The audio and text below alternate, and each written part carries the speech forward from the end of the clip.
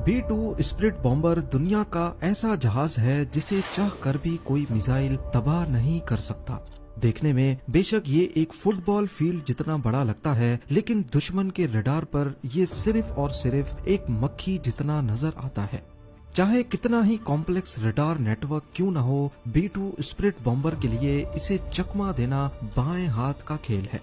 2 अरब dollars की लागत से तैयार किया गया ये आज तक बनाया गया दुनिया का सबसे महंगा जहाज है। दूसरे जेट्स के मुकाबले में न सिर्फ खामोश बल्कि ये हीट सीकिंग मिसाइल्स के साथ साथ इंफ्रारेड गाइडेड मिसाइल्स को भी आसानी से धोखा दे सकता है। एक ऐसा जहाज जो चाहे तो दुनिया का नक्शा ही बदल सकता है।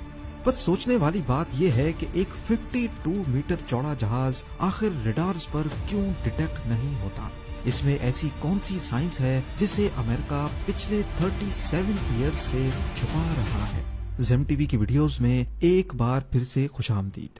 नाजरीन, इस B-2 बॉम्बर को बनाने के पीछे एक ऐसा वाकया है जिसने दुनिया भर में अमेरिका का सर शर्म से झुका दिया था। 1 मई 1960 पाकिस्तान में पिशावर एयरबेस से अमेरिका का Lockheed U-2 aircraft take off करता है। ये CIA के एक सीक्रेट मिशन पर सोवियत यूनियन की जासूसी करने जा रहा था।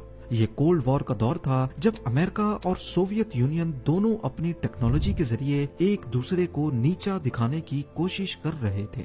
अमेरिका को घमंड था कि उसका U-2 Lockheed spy plane 80,000 feet पे फ्लाई कर सकता है और इतने हाई एल्टीट्यूड पे कोई उसका कुछ नहीं बिगाड़ सकता। यूएस समझता था कि इतनी ऊंचाई तक USSR का कोई मिसाइल नहीं पहुंच पाएगा। पर जैसे ही ये जहाज सोवियत यूनियन की टेरिटरी में घुसा तो रडार ने फौरन उसे डिटेक्ट कर लिया।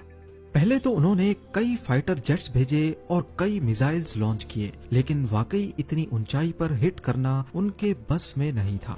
लेकिन फिर सोवियत यूनियन की मिलिट्री ने अपने S-75 डिवीना मिसाइल को प्लेन पे लॉक करके फायर कर दिया।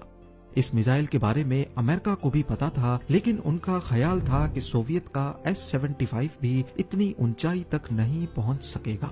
पर उसके बाद जो हुआ वो अमेरिका के वहमो गुमान में भी नहीं था। S-75 ने 80,000 फीट पे उड़ते हुए U-2 लॉकहीड को इंतहाई परफेक्शन से हिट किया। प्लेन वहां के येकाटेरिनबर्ग नामी शहर के ऊपर गिरा और पायलट ने खुद को इजेक्ट कर लिया। शुरुआत में अमेरिका ने कहा कि ये नासा का वेदर रिसर्च प्लेन था, लेकिन जब सोवियत यूनियन ने कैप्चर किए गए पायलट और U-2 का सर्विलेंस इक्विपमेंट दुनिया के सामने रखा तो अमेरिका की पूरी दुनिया में बड़ी बदनामी हुई।